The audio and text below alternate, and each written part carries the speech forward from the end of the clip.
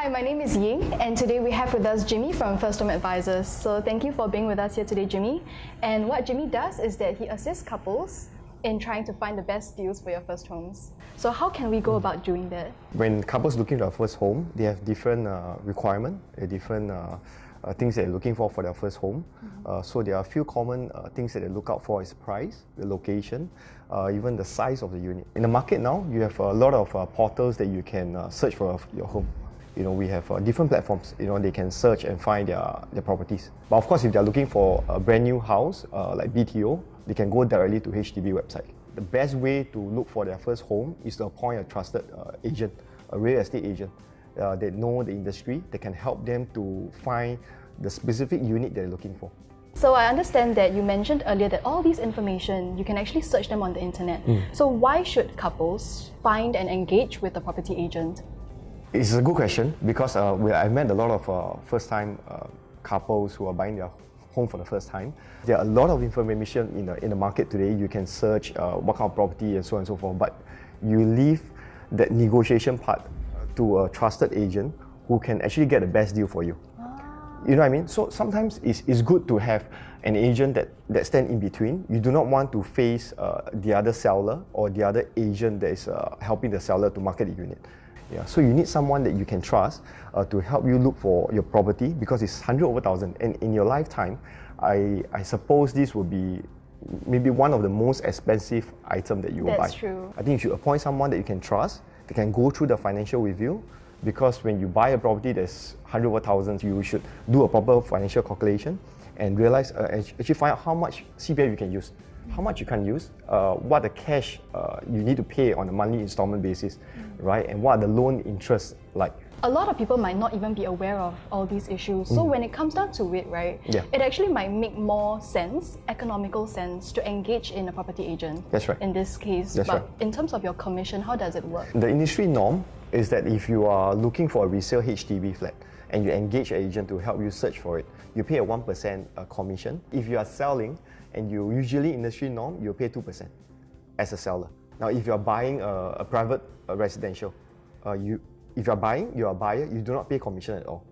The seller will usually pay his or her agent, and if you're buying a private residential and I'm representing you, for example, my commission will be split with the seller's agent.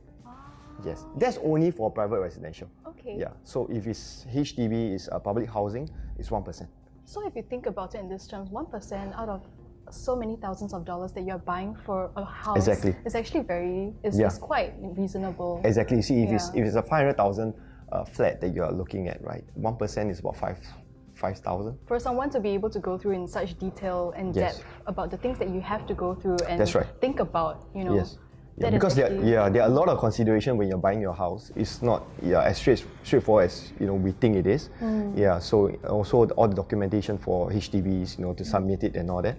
So and also I think a trusted real estate agent will also be able to provide you with insight of the industry. So for example, you're looking for a flat in a particular area, and for 4 or 5 room, for example, right? The agent will be able to advise you and say, okay, the last transacted price for the 4-room flat in this area is at this price.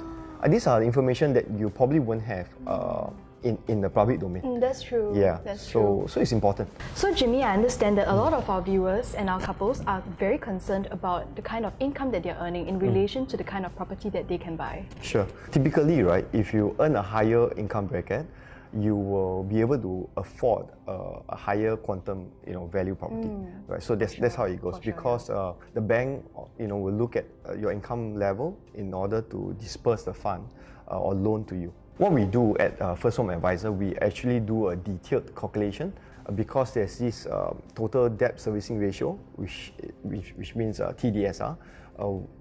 We got to take into that context because if you have other loans that you are servicing, like car loans, education loans, so on and so forth, that will also affect the amount of loan that you can take from the bank.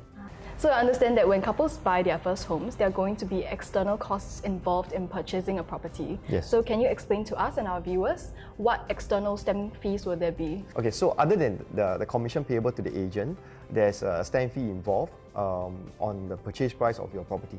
So the standard stamp fees is 3% of your purchase price.